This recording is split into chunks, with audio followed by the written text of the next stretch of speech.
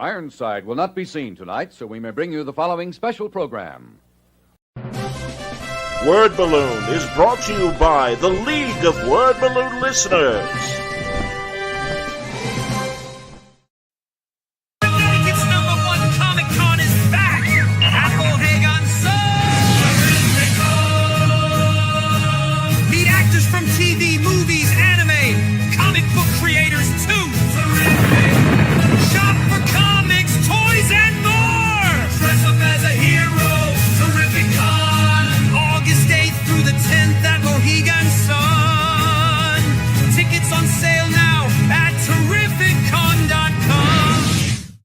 Kingdom Come is 4 separate issues, 48 pages apiece. It was an all-immersive kind of lifestyle for me. It blew people away. I mean, this was the most sought-after book there was. This was something very new, very different. No one had seen anything like that at that scale before. It was amazing. I never thought from anything that people would still be talking about this book 25 years later.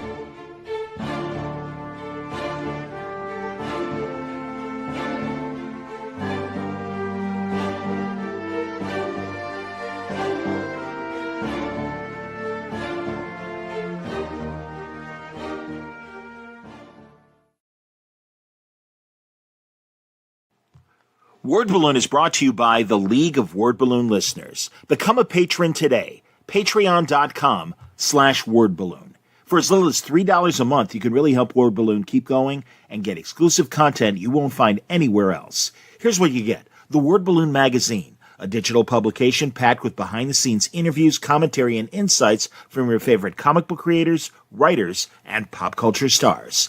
And you can join the Word Balloon Book Club. Join Brian Bendis and me for a live monthly discussion of a hand-picked graphic novel. It's a great way to dig deeper into storytelling, art, and comic book history. Word Balloon has been a home for creator conversations since 2005. Your support helps cover production costs and keeps these interviews going strong. So if you love comics, creators, and long-form conversations, become a patron today. Be one of the League of Word Balloon Listeners. Patreon.com/wordballoon.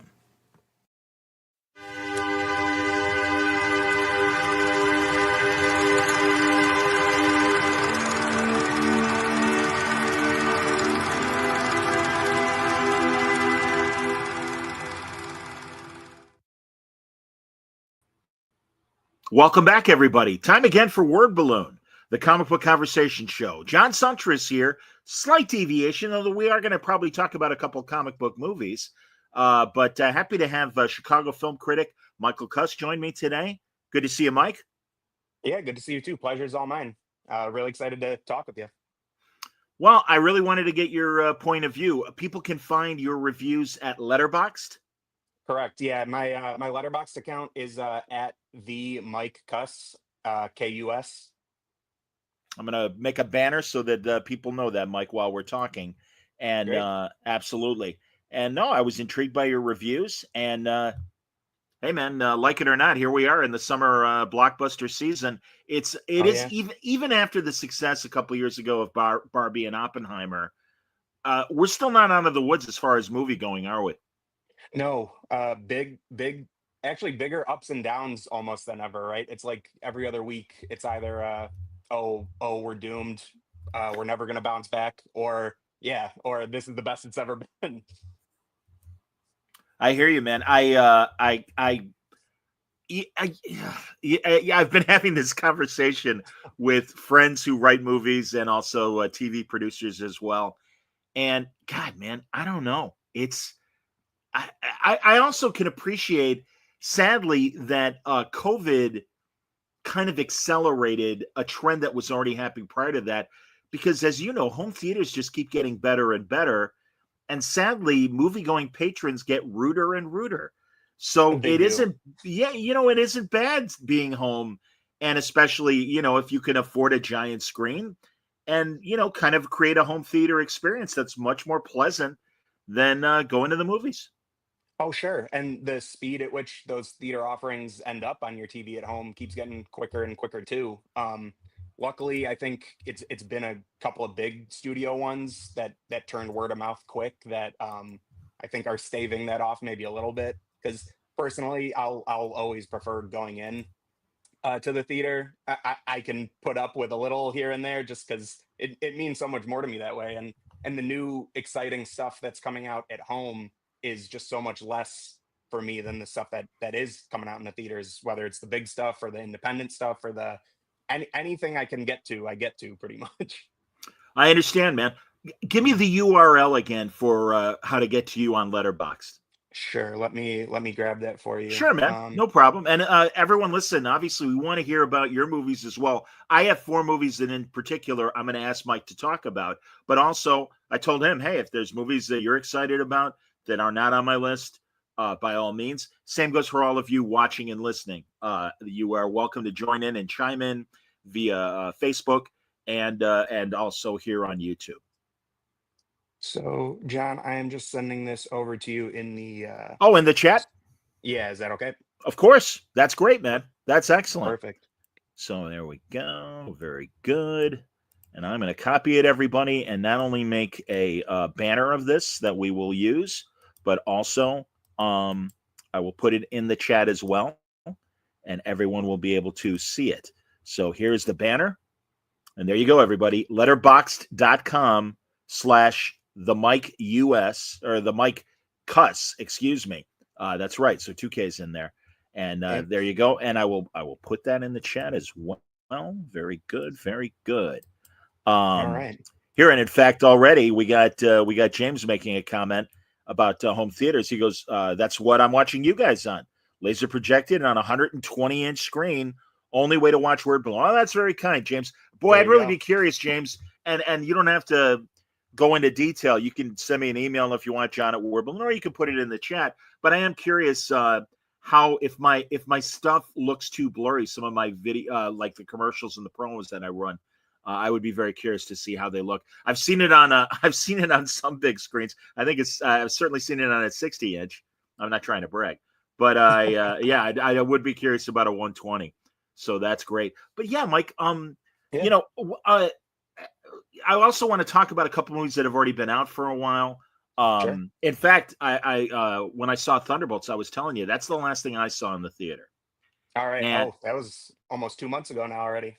Yeah, you know, and Mike, you'll forgive me, but as old school as I am, it was only 2 months ago, and of course, right, probably a dozen movies, at least if not 20, have been released since then. Yeah.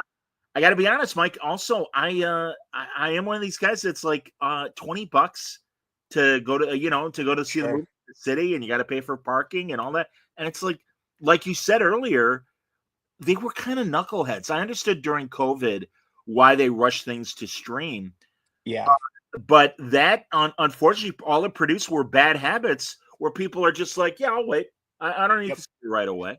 I think at the lowest now, they sort of all like circled the wagons during COVID and got the window down to like 17 days, I think. I don't know if that's still what the minimum is, but it's something, especially for movies that are huge that maybe don't have the strongest opening weekend. They're dead in the water. They pull them right away, go straight to streaming. Well, Thunderbolts isn't on Disney Plus yet. But you know, everyone's like, and I thought it was a great movie, but people are like, well, it certainly underperformed. And it's like, by whose metric exactly? Because I don't know what Disney was expecting. Also, I know I'm throwing a million questions at you, Mike, but there seems to have been, because of things like the Star Wars films and the early success of Marvel movies, everyone's like, well, we're just going to make 800, 900 million. Hey, maybe even $1 billion. And it's like, maybe not. And I mean, it just seems that expectation of even 400 or 500 million. I'm like, that's a big ask, and especially I mean, as we were talking off the air, I mean, we're comic book fans, so we know the characters, but it's not like Captain America or Iron Man were right there for you in Thunderbolts. No, and that's the thing too that happened. It's exactly that precedent that you were talking about that got set, right? For a while, Marvel, everything they put out was 800, 900 million. A handful of those would make it all the way up to $1 billion. And that was happening right at the time that streaming was really taking off too, eating into the home video sales. So without that extra revenue stream, which they don't get on streaming, everything starts to look like a failure. And I mean, I'm sure it's no mystery, but the way the trades write about it afterwards, that always asking the question, how did this happen? How did this happen? It just, yeah, can see it happen, and you see everyone either go to a streamer or start their own streamer. And now we've been 5-6 years into that, the quote unquote streaming wars, and it that's where that conversation comes from. You were talking about the are we doomed? Have we recovered? It always cracks me up because it seems like it happens every single movie. Everyone's got one of the two opinions every time a big tentpole comes out now. Yeah, when the whole Barbenheimer combination, Mm-hmm. movies are back, and it's like, Right. Not necessarily. This is, to me, like, immediately outlier. Like, I'm like, yeah. I understood. Well, I certainly understood the Barbie of it all, because I'm like, that's one of those what they call 4-quadrant movies for people who don't know. Grandma wants to go, mom wants to go, the grandkid wants to go. You might be able to pull dad in as well. So you got everybody interested in. Come on, Barbie's kitsch. We all grew up on Barbie, no matter what your age is, because it goes that far back. And and I guess the novelty of pairing it with something serious but spectacular, right, like Oppenheimer, I guess. And Barbie too, that whether unexpected or however you want to gauge the success of that movie, I mean, I think everyone thought it was going to do well, but then how well it did, right, that sets the tone. But that also is kind of, that was a canary in the coal mine for where things are shifting away. If comic books aren't going to do it now, a movie we're going to talk about today, F1, I think I sort of put in there with Barbie, in this idea of, it's an entire movie. Sure, you don't know the story. Barbie's a doll. I know there have been other animated movies and everything, but if you don't know the story you're about to get. But the whole movie's sold on the name of a brand that, right, stretches back how far and is popular in how many places in the world. And we've been seeing that more and more. There's F1 now is the big one this summer, but there was that fantastic, I don't know if you saw Blackberry, the sort of social network-esque kind of drama for the BlackBerry phone company. Or the history of the development of the BlackBerry. Absolutely. Yeah, great movie. Tremendous movie. That's another one of those, it's a Trojan horse into a really good serious drama, but it's the BlackBerry movie. Same with Ben Affleck and Matt Damon's Air Jordan movie, Air. I kind of lump those all into this new thing that's happening, that interesting stuff is happening in, but I could see very well becoming the next comic book movie thing that we've had now for the 15 years. Are those movies, though, did those movies screen before they were streaming? Blackberry and Air? I saw, I don't know how wide they opened. They definitely both had limited releases, though. I caught both of those ones in theaters. So yeah, okay. That's another issue too, I guess. Well, and also they're doing, I understand too, and I'm assuming that a lot of the streamers are doing limited runs so that they qualify for movie award time and everything. And they're not regarded as television movies, Right. And that's something I'm holding out hope, because there's been, I know Greta Gerwig fought with Netflix a little bit, or who knows what happened, in the boardrooms, but about her Narnia movies. Yeah. And she is getting this exclusive IMAX window, which to me is so exciting. I'd love to see, if it's going to be a big movie, I want to see it as big as possible. But yeah, that's a little bit of a barrier too, because David Fincher's The Killer and the Hitman with Glenn Powell were both, to me, two of the things I was like most excited to see in a movie theater last year, and both played for a week. And if you missed it, you missed it. And there's no going back. Yeah. Netflix, right, has never put stuff back in, at least that I've seen.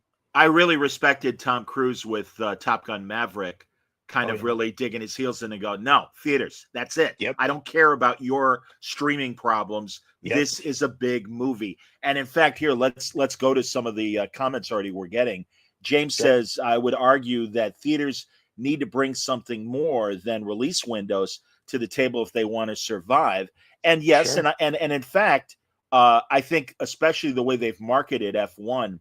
F1 reminds me, and again, I'm showing my age, but I remember those great late 60s, early 70s movies like Grand Prix and Le Mans. Oh, yeah. And I mean, now with IMAX, even more so, you are in that driver's seat.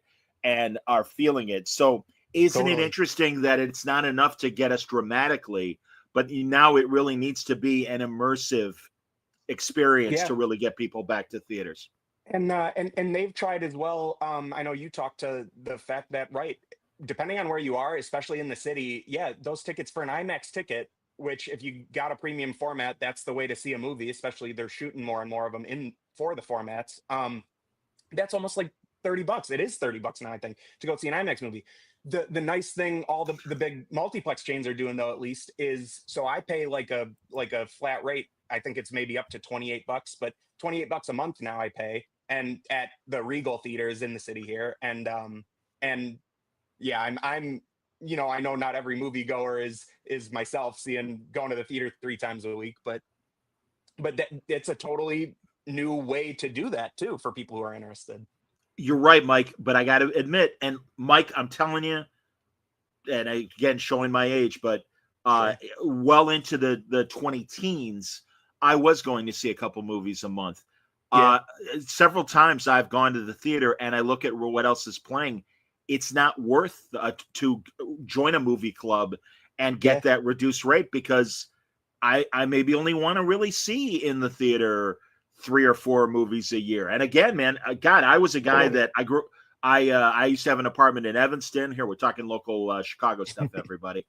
Suburb of Chicago, Northwestern University in Evanston. I would see indie movies there. I would go in the city and see Facet's multimedia movies. I love seeing indie movies as much as major releases. And it really, again, the product that is making it to screens, as you just said, the limited release time on some of these smaller movies and stuff, it's like, well, the hell with it. I'll wait 2 months and watch it on, and sometimes even less, as we said, and watch it on a streamer.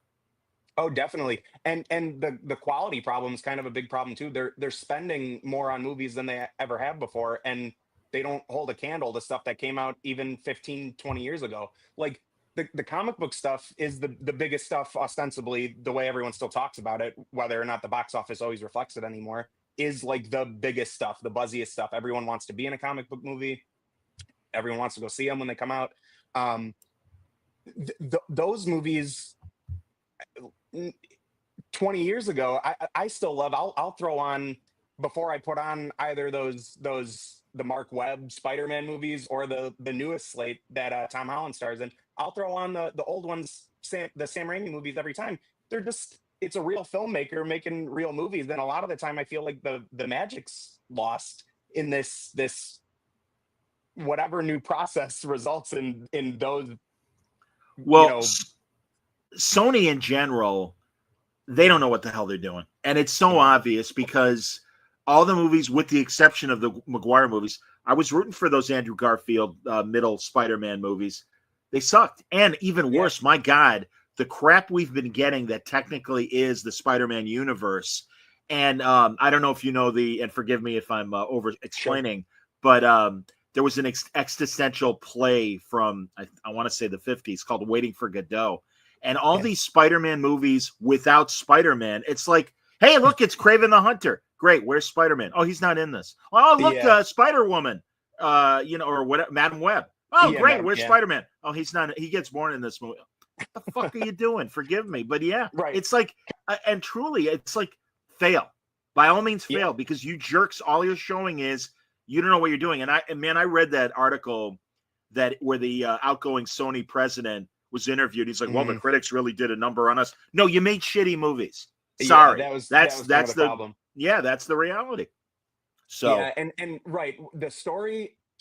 An interesting thing I will say about the Sony movies, because I agree with you, it was a long road to nowhere, and now it kind of feels like, or not feels like, I think they may have kind of, if they didn't officially announce, maybe the trades let leak that they're not going forward with those anymore. So whatever plans they had to tie the Venom 3 teases of Null into all that stuff, but the thing I will say for those Sony movies is, like, the Venom movies, after that first one, it became a weird, like, seeming like passion project for Tom Hardy. So it was cool that it felt, whether they were successful or not, how much it felt like there was someone, like a human hand, guiding those.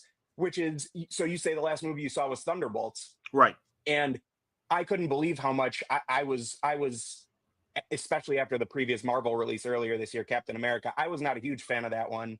Horrible. Horrible. Yeah, just right. Whether it was in the reshoots, whether it was in the conception of the thing, I don't know what happened. But Thunderbolts, I was so shocked by, because that feels like the first time in the past like 5 years. And even it's not like I haven't liked any of the Marvel Studios stuff that's coming out, but it felt like the first one that took a step back, and it felt like we were in real places again, and it felt like these were like actual people Yes. dealing with stuff besides just being Captain America or being whoever. Yeah.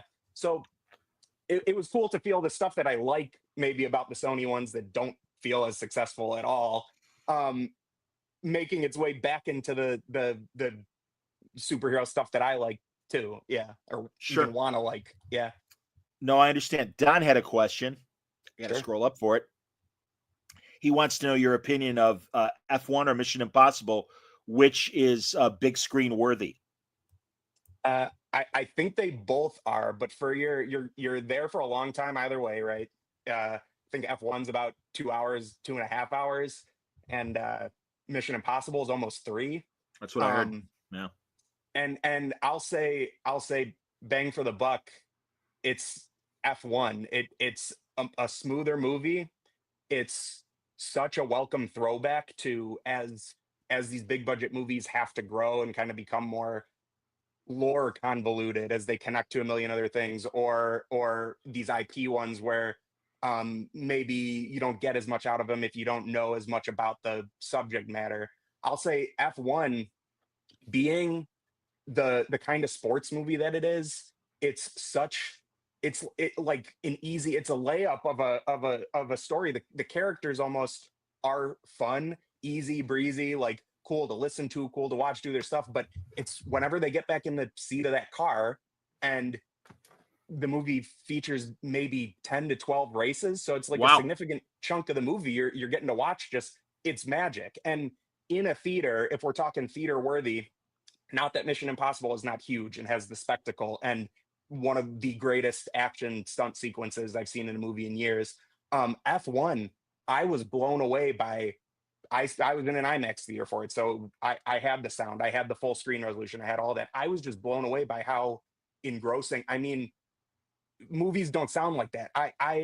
There was Warfare earlier this year that I thought was incredible for that reason, experiential, and Civil War last year, and the Mad Max movies. I mean, those are the kinds of movies, if you talk about theater worthy, and for me, those are kind of benchmarks of recent years. I guess Furiosa, I know Mad Fury Road now is 10 years ago, which is crazy. No, but to I knew think what you about, meant. Yeah, man. And Yeah. again, still, well, and George Miller, great filmmaker that goes back to the 70s and everything. There you and go. Yeah. so exactly he the thing. gets it, and the way Scorsese still gets it, Yeah. and I mean, thank God for the old guard that is still out there cranking movies out.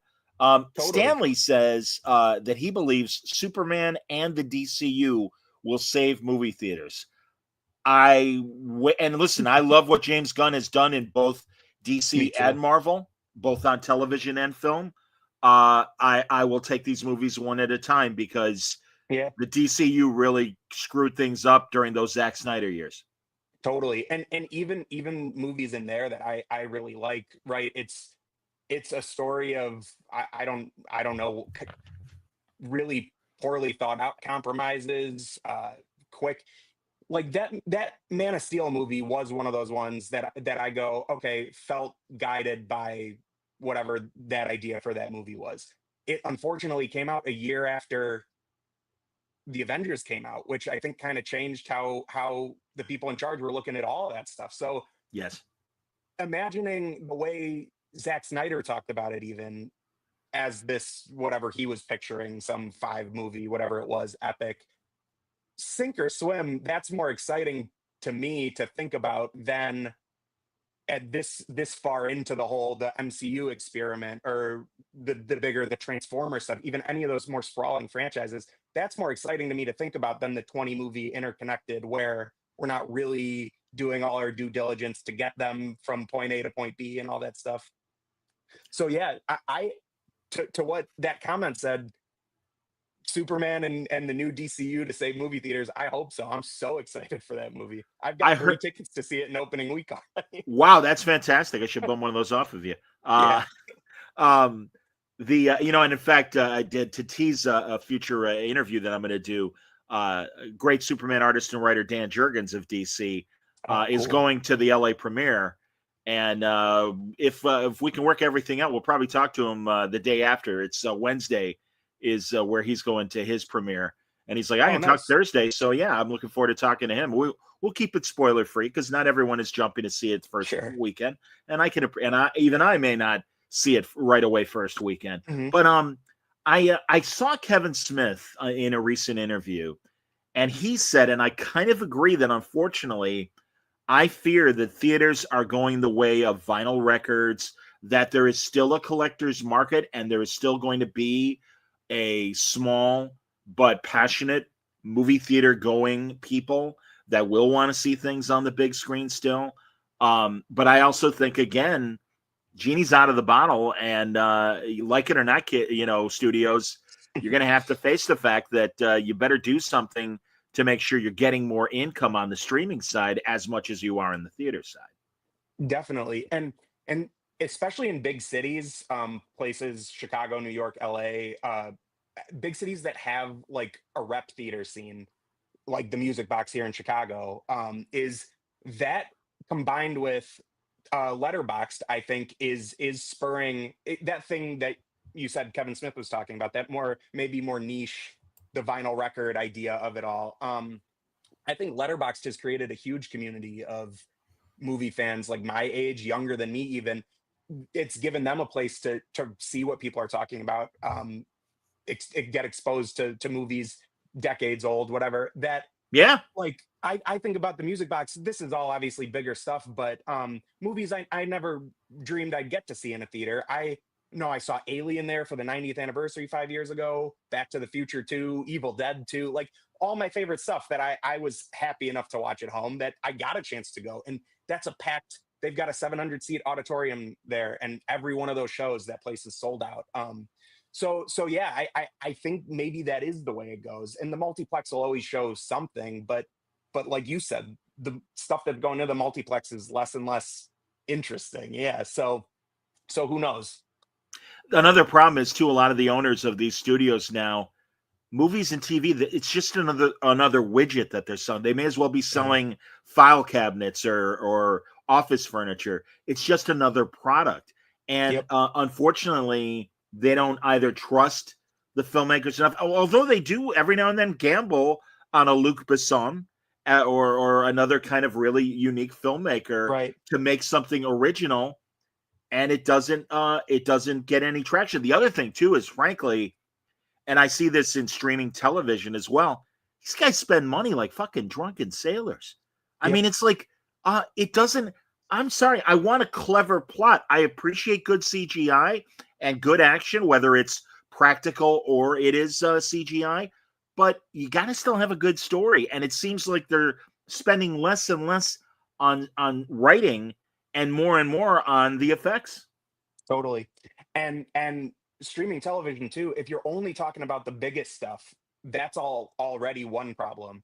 The other big problem with streaming television is how much there is for these streamers to cover, and they'll spend through the nose for a season one, maybe a season two if it's super successful. But it's so many of these stories that you used to have. My favorite television show in the world, still to this day, I'm currently rewatching it for like the 100th time, is Smallville. So to talk about even all the comic book stuff, I got exposed to that when it felt like real stuff. Like, Yeah. even before I was 5, 6 when that show came on the air. So that was even before I knew Superman that well, now on the streamers, that show went on for 10 seasons. On the streamers, you're lucky to get one or two. So either it's a truncated story that doesn't even feel that exciting, you can check out on, or it's a story that doesn't get resolved 85-90% of the time anymore. Yeah. So they'll spend all this money up to a point, and then they won't. Who knows? Yeah. You're right. No, a lot of shows only go 3 seasons and out, or 2 seasons and out. God, I'm a big Star Trek nerd, and On the one hand, I'm glad that it's coming back for season 3 in a couple of weeks, Mhm. and they're like, "Hey, season 4 and 5, but season 5 is only going to be 6 episodes." And like you said, Smallville is that old television network model of over 20 episodes a year. It ran for 10 years, so they had over 200 episodes. And Strange New Worlds, as much as it's a success, when they're done, it's only going to be like 46 episodes. Yeah. That's insane. And again, I'm just used to that old model. The other thing that drives me nuts is I love that all the studios have all adopted these streamers with commercials, rightfully so. But hey, we got something new. It's called free advertising supported television, fast channels, or as we used to call it, television. Because it's like, yeah, that was the model that literally worked for like 60 years. And you guys are the dumbasses that are like, hey, look, subscribe. Look, no commercials. And isn't this great? Yeah, no money. I mean, it's a finite group of people that are going to subscribe to your channel. Oh, wait a minute. And that old broadcast model you're saying of the 20 plus episodes a season, that's just, to me, that just from a pure enjoyment perspective, that was always way more fun to me. If I only get 8 episodes a season, all at 40 minutes an episode, everything's got to serve where that thing's going. Like, you used to be able to sit around. Like, it's the reason Smallville still I go back to time and time again, because it just feels like, granted, I know they're aliens and mutants and whoever they are, but they feel more like real people than half the stuff you throw on Netflix now that's supposed to be a serious drama or whatever. Yeah, I don't like the one story per season model. I don't mind it, and I think it's okay in certain points. Some things I do think you need the episode of the week, the problem of the week, and you can connect them all to a bigger, thing. But I find television very schizophrenic, and they don't even know what they want or what they can afford to spend on. James has a comment. He says, "I think studios owning streamers is just proving the need for the Paramount decree prevented film production companies from owning exhibition companies, but that decree has been overruled." Yeah. I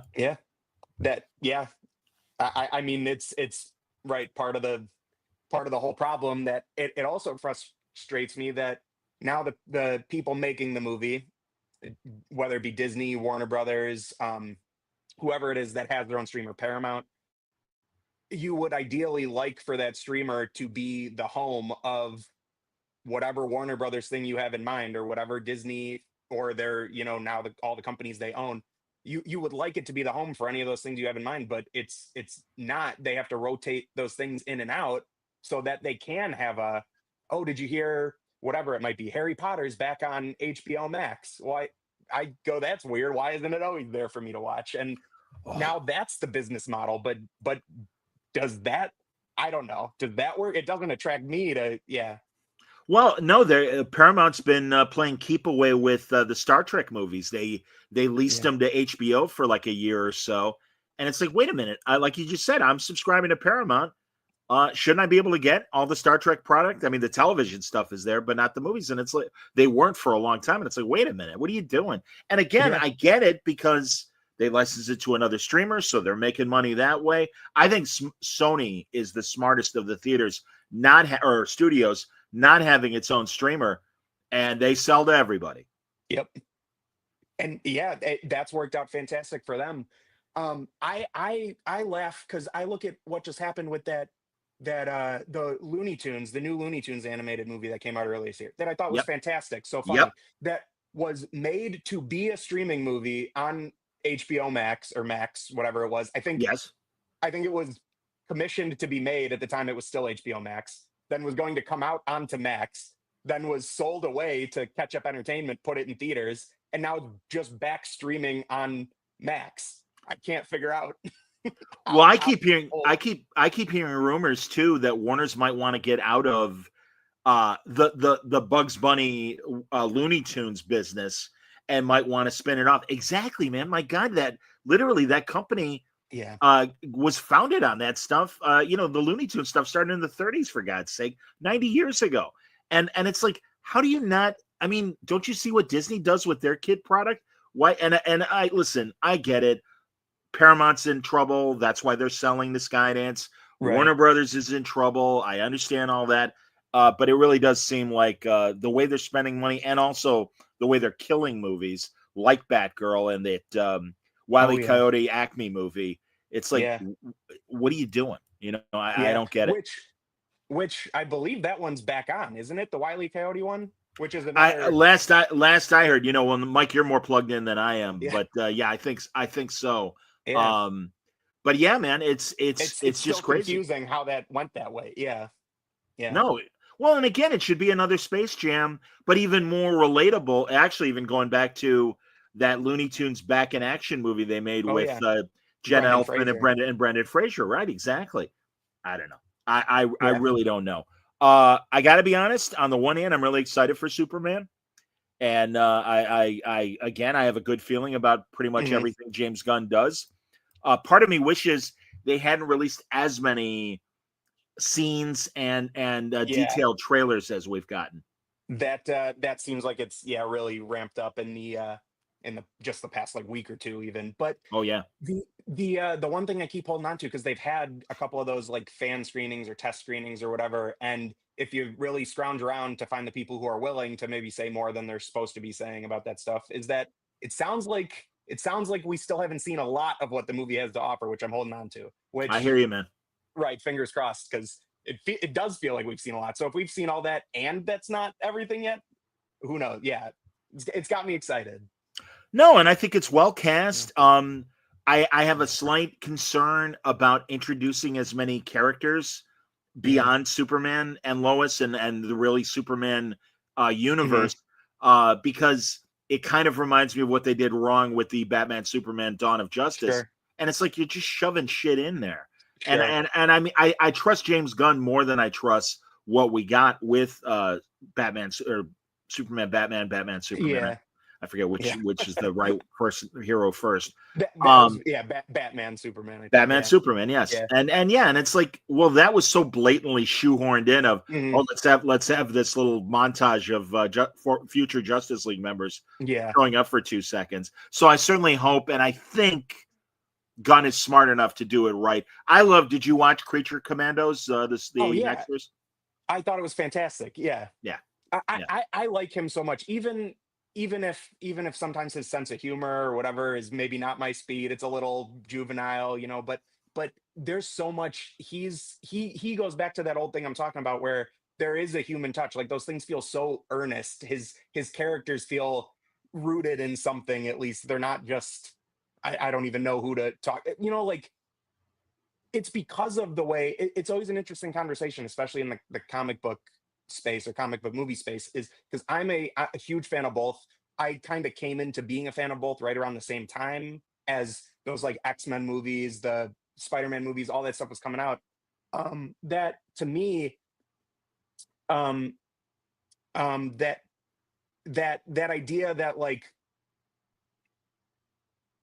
they're now I'm tripping up on my well, you're saying too that when you say both, you mean obviously DC films and Marvel films, obviously. Yeah, right? yeah. But that the Marvel stuff has been for years now, like they're characters that are not necessarily always wholly representative of what they are in the comic books. Well, that's true. Then there's a fervor kind of back and forth on both sides of the argument of, should the comic book accuracy part of it, people want to complain when stuff is not comic book accurate, but also those Guardians of the Galaxy movies, which resemble almost nothing to do with that run, the like 2006 run that they're largely based on, are some of the most popular, most beloved things Marvel Studios has done. I go, as the movie fan, I err towards, if you've got a guy who clearly likes the stuff like Gunn does and clearly understands the material like he does, I err on the side of, give me then the thing that's not comic book accurate. Give me the thing that doesn't look like what I expect, but has the spirit of it. So he makes these movies, it feels like, from a really honest place. And it's why I largely trust Superman, because that's a story that should have a lot of heart and feel earnest and maybe aw shucks and corny and whatever I think his humor can get to sometimes. who knows if that pays off, but it just feels right. And to that idea of Superman and the DCU saving movie theaters, I'd love that. I would love if all of a sudden, like the Avengers has been or Iron Man has been for the past 15 years, if all of a sudden my guy was the biggest thing Hollywood wanted to dote on, the Sure. fans wanted to talk about. Yeah.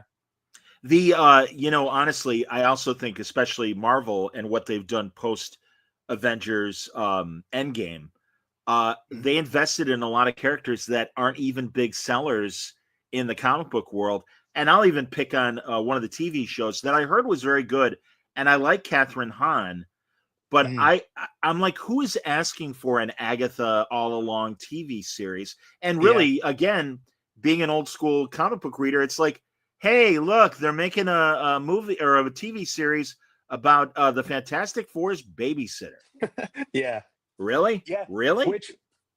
Which was a show. Again, I could sit around and do all day and do all the complaining I do about the streamers and the streaming thing. I will still watch every one of those things because I'm just such a fan of the stuff. And I don't know, it's on. It's easy to get to. Like, I'm Sure. excited to watch the last 3 episodes of Ironheart tonight. I, I w- loved the first I, three. I was going to ask, man. I have not watched it Yeah. yet. Again, I'll be honest, man. I didn't see Wakanda Forever because it just Mhm. bummed me out so much that Sure. Chadwick Boseman was dead. I'm like, it feels like it's going to be a funeral, and I know part of it really was, It was, obviously. yeah. And listen, that guy was a brilliant, brilliant actor. He's the James Dean of the 2000s, the 21st century, and Oh, it no is such a kidding. shame we're not going to get any more great movies from him and great acting from him. But that said, they should have recast the character because that's another thing that I have to. And listen, man, I swear to you, I am a bleeding heart, old fashioned liberal. I'm all about diversity, Totally. inclusion, and equality. That said, there are too many. Even the Fantastic Four coming up, and I'll No, sure. accept it a bit because it's an alternate universe. But the fact that they've made the Silver Surfer a woman, I'm like, that wasn't Oh, sure. necessary. Yeah, and we're in that age or era for them too of the like multiverse saga, right? So I wonder how much of that is just a concerted effort to go, this is not the thing like we're going to give you or you might see later or whatever. Yeah. True, It true. it's an interesting conversation, especially with that movie, because right, we've got no clue how that relates back to our main Marvel. I know they call it the 616. I'm still don't know how I feel about the movies being called that, but No, I hear you, man, and you're right. And there is enough difference in yeah. the movie product from the comic book product. I really enjoyed Daredevil: Born Again, which Oh yeah. other than title and the fact that it's another Daredevil Kingpin kind of matchup, Hmm. very different from the comic book. In fact, this summer at Oh Terrificon, I'll yeah. be talking to some of the people that worked on the Daredevil comic book in that era. Oh cool. But it is, no, it's, and it should be because also, I don't want it to be like Zack Snyder's Watchmen, where you're like, all right, there's this, there's this, there's Hmm. this, and you're sitting with a checklist. No, the new thing, the new adaptation should surprise us, and Oh I'm yeah. all for that. And that's why. So to talk about to the Superman movie too, I hope one not only I think James Gunn just said that I can't remember where he was being interviewed, maybe just around all these different like international things he's doing, but someone brought to him that idea of the oh, is it too jam packed? Is we've got the Daily Planet, we've got these other superheroes, we've this and that, and he said something about like The Godfather has more speaking roles in it than his Superman movie does. Like I'm interested to that idea because uh, having the facets that he has in there, I think gives him a unique opportunity to, having been a part of the Marvel movie making machine, having read, he's very online on Twitter, on threads, so he clearly sees the like conversations that just fans are having. He's got a unique opportunity to do this.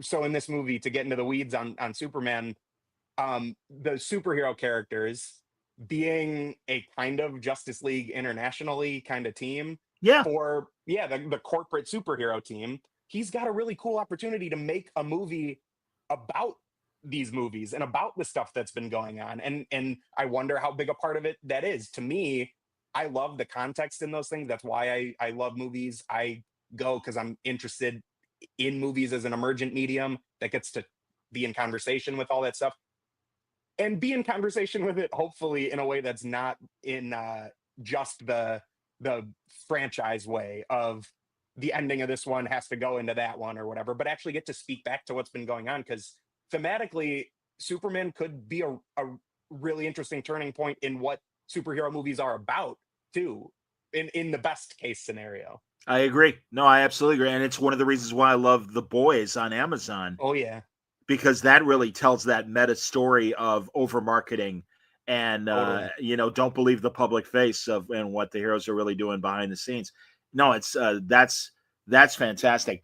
Fantastic Four. I am Mhm. optimistic. I love the trailers. I love the retro feel of it. What do you think we're gonna get? That's maybe the most exciting part to me about it. I know, I think it was maybe I'm just confusing it because he's the guy who gave us The Incredibles, but I know that there was all that talk for years that Brad Bird had that why don't they set it in the 60s? Why don't they do the Fantastic Four or the Beatles kind of movie? And to see that they went with that idea, I think is so cool for one. And then to see those trailers and have it look like a textured lived in world is just cool. It's exciting. It's Matt Shackman, I know, was talking a ton about that. It's so funny that we're back around to the point now where it is an impressive talking point to say that your movie uses real locations when that's just how you used to be how you make a movie. But it's cool that if that's something they're proud of, that they're talking about it and they want people to know, hey, this is not going to feel maybe like the thing that you're burned out by or a little bored by or whatever. So I'm Yes, super excited for it. I agree with you. And honestly, I have friends that are working with James Gunn on the DC side, and they listen to my bullshit, and I'm like, you guys got to come up with a better act 3 other than giant CGI thing Totally. is being battled by our heroes, and how are they going to conquer it? I thought Thunderbolts having them go into the Sentry's mind Oh and yeah. that kind of psychological ending, I thought really served the movie much better than big. I mean, that was my problem with the Flash movie and Oh other man. DC movies as well. And I'm just like, okay, bored. I forget that was Buffy back in the day. Bored now. Oh That's what yeah. Willow says Yeah. before she goes full evil. And Yeah. yeah, man, I know that vibe. I know that feeling.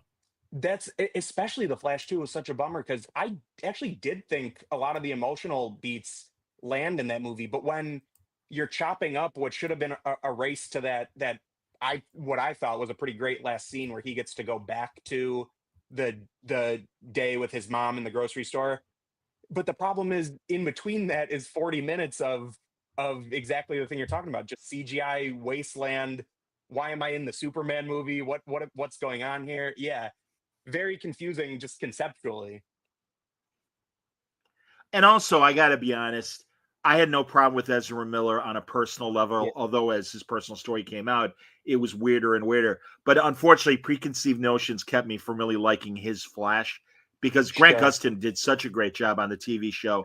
I love And him. also, I understood making Barry hyper fits into the fact that he is, dealing with super Mhm. speed. So that's obviously going to contribute to his demeanor being hyper. I just found it really annoying from the moment Ezra Miller showed up as Flash, and I'm just like, Totally. not my Barry Allen. Sorry, I don't give a damn about this character. Well, that's what I was going to say. And to dip into the comic book world of it all a little bit on that one is it's been hard to pin down exactly who Barry Allen is as a character for a while between the TV show, which I agree. I thought Grant Gustin was fantastic, but as a comic book reader who started reading comics around 2000, that is more of a Wally trait. That's exactly what I was about to say.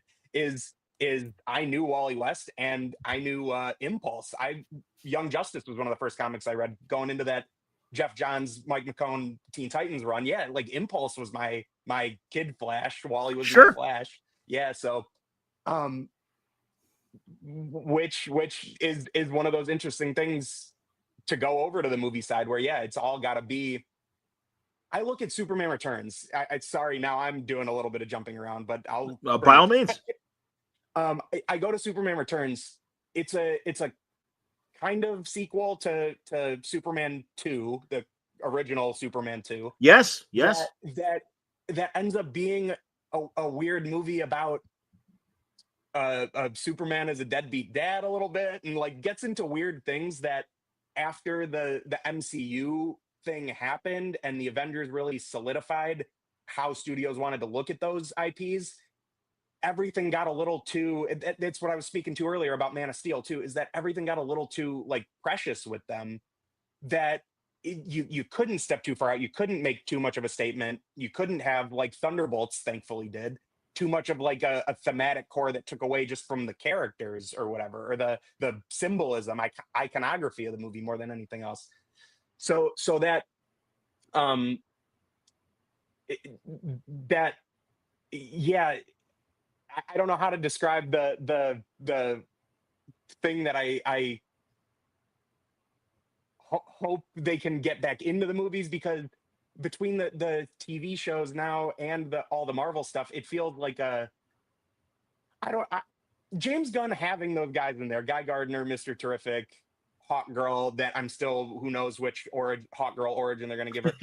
But that's another place that feels like an opportunity. Maybe we could. He's look at what he did in the Guardians movies with the Ravagers. Those are characters who are like, or even the original Guardians. Martin X has lines in 2 of those movies and stuff. Like, that could be really cool to see for me, just as from the comic book fan side of things.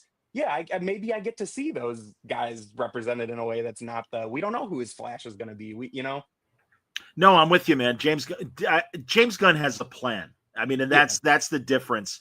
And unfortunately, I really don't. I beyond spectacle, I didn't know what Zack Snyder's plan was. Even with that 4-hour Justice League, it's like, okay, that's just a lot of scenes you slap together. Whatever, But while we still have time, I did want to mention another movie that's still coming, and that's let's see here. James asked the question. We can address it. If Superman Returns is a sequel to Superman 2, did Lois have her memory of the conception of her son erased? I think that's the really implication. Yeah, I think that's although Lois does whisper to Superman in the coma that kid is his son. So, I don't. It was again. I understood the idea of Bryan Singer loving the Donner film so much that he wanted to have an echo to that. And also, my God, it wasn't Cavill. I'm blanking on Brandon Routh. Yeah, Brandon Routh. Brandon Routh was a great Clark Kent, and that is the key to being a great Superman. And that's why I'm excited for David. How do you say his last name? Corn Sweat, I believe. I thought it's Corn Sweat. Okay, I wasn't sure. Yeah. It sounds like it should be wrong. Sounds like a Marx Brothers character. Right. Hey, Mr. Corn Sweat, how you doing? But yeah, I think based on the scenes we've seen of him as Clark, or even a fantastic scene where Lois is just playing devil's advocate and asking him the tough questions, it's like, yeah, that looks like Clark Kent. I think we're going to be okay. Totally. Because it's the other big thing that they did with his character in those Snyder movies is he's just represents much more of an idea in those movies for the plotty details to bounce off of. And just in the couple of brief clips we've gotten of David Cornsweet playing him, he looks like a character again, a real person. Yeah. And I hated Costner's Jonathan Kent. And I love Kevin Costner normally. But and I understood a little bit of fear. The way he died was so bullshit. And it's just toughest.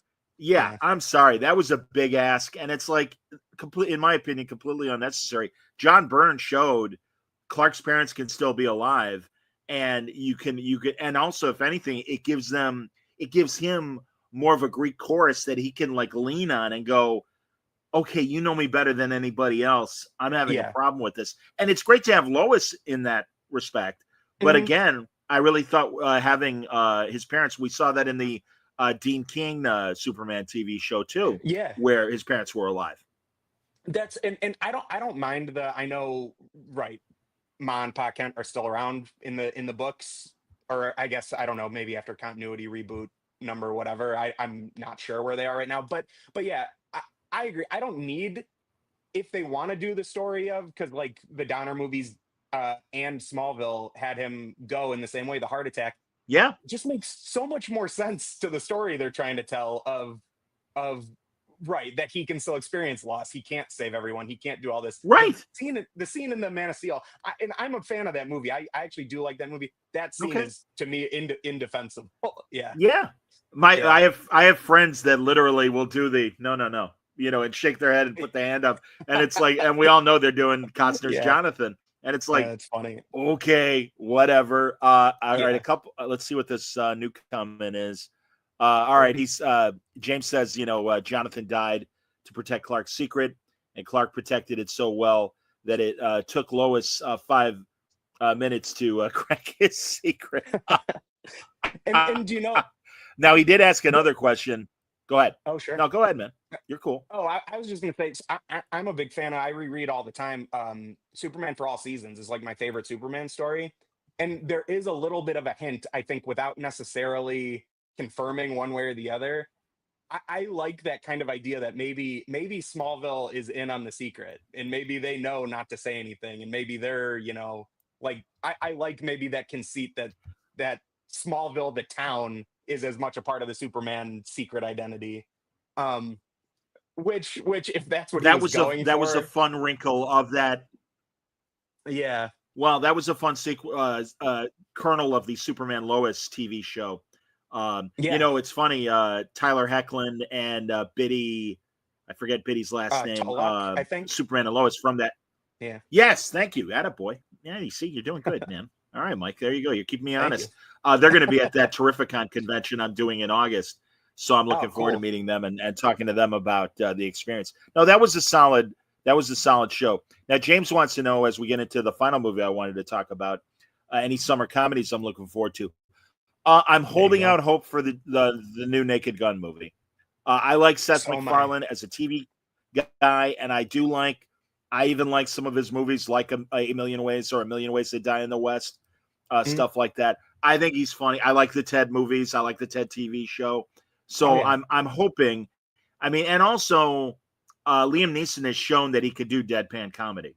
Oh, totally. And on top of Seth MacFarlane being involved creatively, especially for people my age, I feel like we all kind of hold on to whatever the big comedy thing was for us, like in those formative years. And the movie's being directed also by Akiva Schaffer, who is 1/3 of The Lonely Island, the musical comedy from Saturday Night Live. Yeah, sure. So, Andy Samberg's group of guys, absolutely. And that's got me. I mean, I couldn't imagine a more perfect steward for that Zucker brother kind of comedy from all those movies back then. So that has me even more excited for that. I didn't know that, and again, I appreciate you telling me that. That's great. Oh yeah. We said around an hour. Do you mind staying a little bit longer? Because I had a couple other things, absolutely. and also, are there movies that we haven't mentioned that you're excited about this summer? Sure. To talk about, I talked about at home stuff that maybe I'm not always as excited about the at home stuff, but the sequel to the Charlize Theron, the Old Guard movie comes out. The Netflix movie, yes, indeed. Yeah. I am curious about that movie. My friend Greg Rucka created the original comic and actually had participation in both screenplays. Oh, cool. But I am curious about what the final product would be. I agree with you. That first movie was great. Yeah, it was so cool. And I just saw the new character poster for Uma Thurman. They just put out promoting it, that they're clearly trying to draw some lines. She's got the sword like Kill Bill and everything. So I don't know. It's just cool. It's good actors I like. The action was cool in that first one. So for an at home where maybe I'm willing to forgive a little more too, because it's just the thing I'm throwing on at home, I'm really excited for that one. Okay, that's cool. I haven't heard much about the Paul Thomas Anderson movie that's coming up this summer. Oh, is that it's the one with Leo, right? Yes. And I don't remember the title right now. Sorry, everybody. It's my fault. Neither can I. That trailer is fantastic. And oh, good. I haven't seen it yet. Yeah. Okay, but I like his movies, so I'm always curious about what he's putting out there and stuff. I also wanted to ask you about some old franchises and what your interest is. Listen, obviously Star Wars is universal. I get that. But and some of these have had, if not success as a reboot, They certainly have influenced things, and like things like the Twilight Zone. I was rooting for Jordan Peele's Twilight Zone. A little disappointed, but Black Mirror is a fantastic successor to that kind of TV. Agreed. Yeah. Yeah.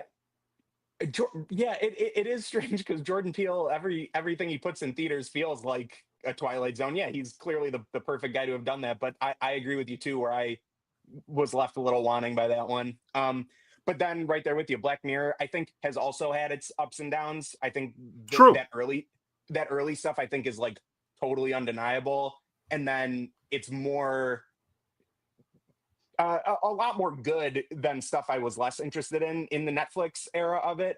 But have you watched this most recent season of Black Mirror?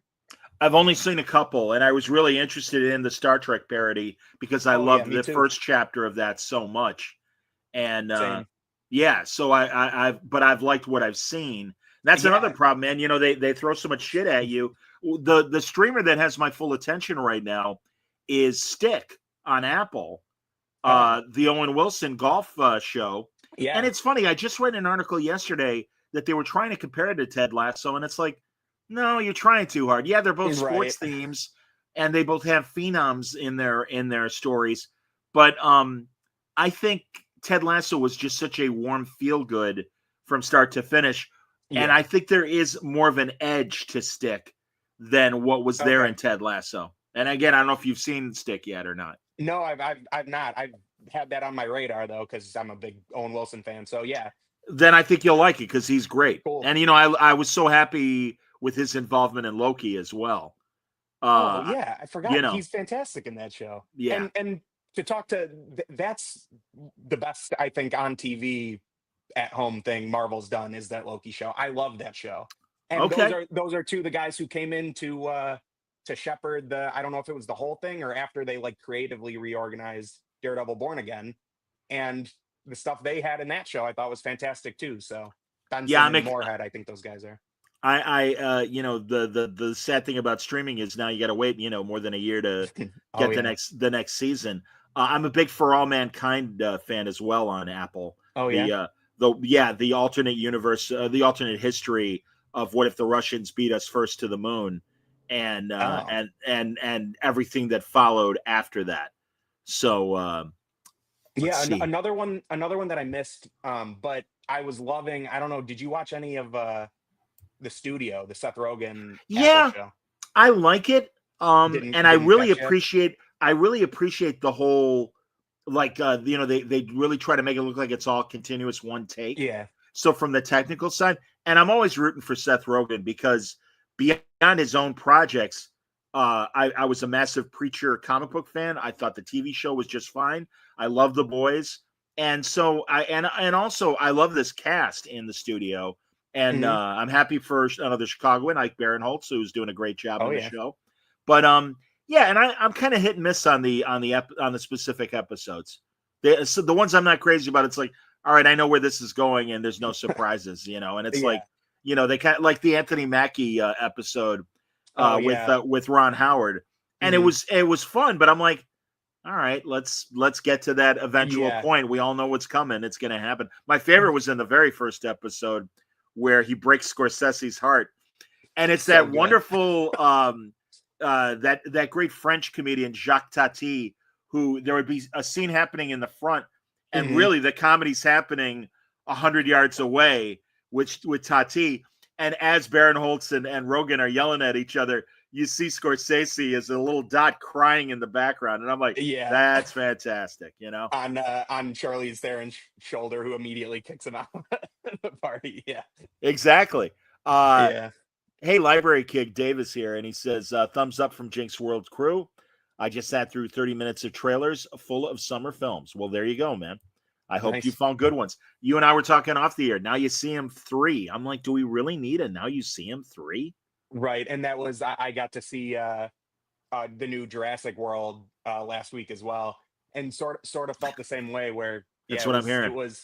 it kind of it feels like maybe too little, too late with it. Where if this had been the direction they took it in 2016 when they rebooted, there could have been a little more meat on the bones. But it just felt a little like Either Why now? I've seen it before, yeah, especially for a franchise that first movie, the whole movie's about showing you stuff you've never seen before. It's the wonder, it's the yeah, and so to see this one that felt like I thought I could have been watching that King Kong Skull Island in moments. I felt like it felt like Aliens, the sequel. Let's just put a ragtag crew, and then the whole thing gets turned on its head 30 minutes in. It was like a bunch of stuff. I felt like, oh, I see the genesis of that all down the line.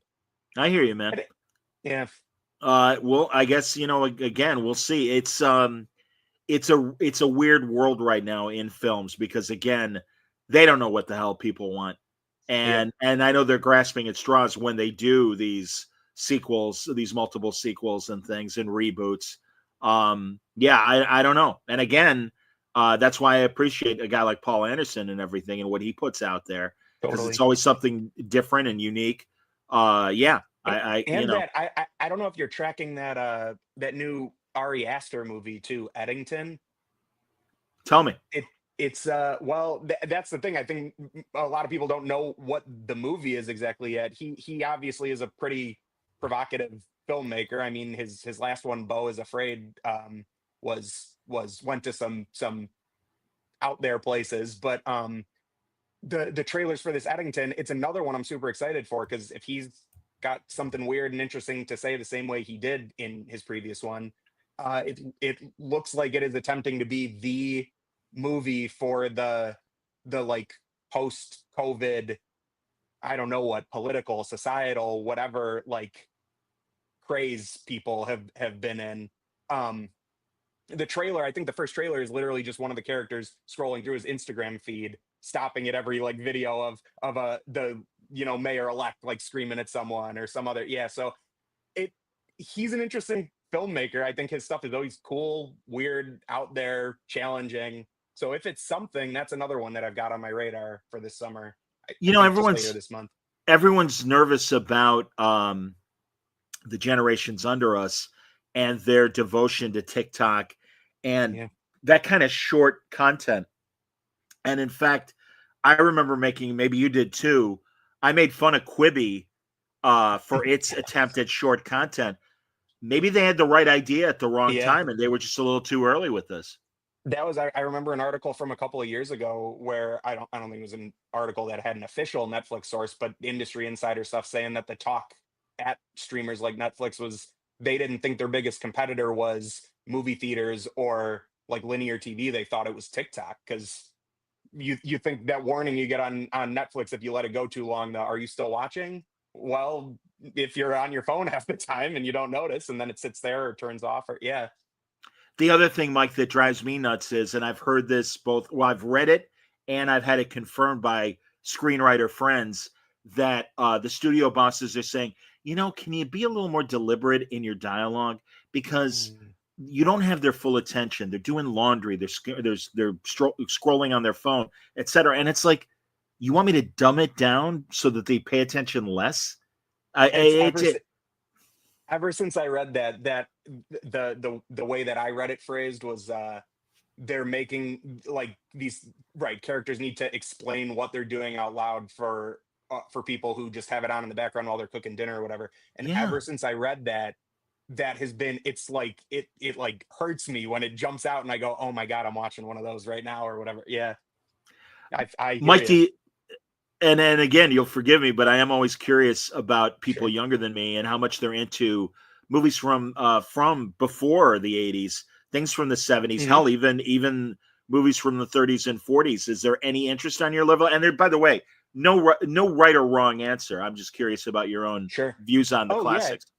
I read a great book when I was in college. The comedian actor Patton Oswalt wrote his sort of like semi-autobiographical kind of like film guide. That I was obsessed with. So I went through, when I had access to, when I was in college at the school library and could check out a bunch of old stuff they had. I did my noir, film. Attaboy. I actually just got to see too. It was so cool. The Music Box ran a Billy Wilder series maybe like a year or two ago. Yeah, that I saw a ton of those that summer. So definitely I've got the interest there. I maybe that's not what I jump to go seek out. I'm constantly excited about the the new thing or whatever that's talking backwards maybe. But yeah, none of that stuff would matter to me if I wasn't interested in where it came from too, I guess. So yeah, love those. I got to see, what else did I see at Music Box? Finally, this feels like the way people joke about like film bro cinephile kind of people, but I finally got to see Cabinet of Dr. Caligari too at the Music Box, and they had a live orchestra like scoring the movie down in the pit. It was the coolest thing.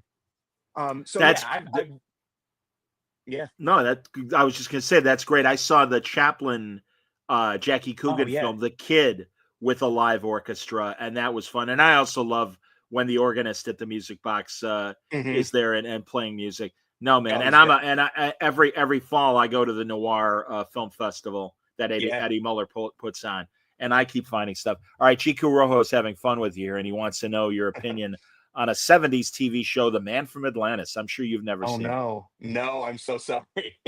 Don't be sorry. I don't have the opinion. No, that didn't even make it a full season, so that's not but I'm acknowledging his question, and that's okay. No, Mike, this has been great. I really appreciate you coming on and giving us your opinions on some of the big movies coming up. And again, here I'm going to point people. Oh, sure, man. And then again, we'll point everybody to your critiques at Letterboxd, which is letterboxd.com/the Mike Kus, and you will find Mike's reviews.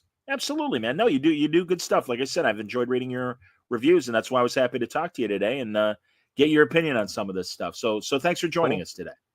Yeah, you bet. Thanks so much for having me. This was a lot of fun. Thanks, everybody. I have a feeling we're not going to do anything till Thursday, and that there's a new digital platform that's selling digital comics, and that is Neon Ichiban. And it's the guys who founded Comixology over 10 years ago. And now they have a new platform, and they want to compete with Kindle and Amazon, DC Universe, Marvel Unlimited. We will talk to the creative director, Chip Mosier, and also the founder of Comixology, David Steinberger. And we're going to find out exactly what their plans are for Neon Ichiban. That's going to happen Thursday afternoon right here on Word Balloon Live. So until then, everybody stay safe, stay happy, stay healthy.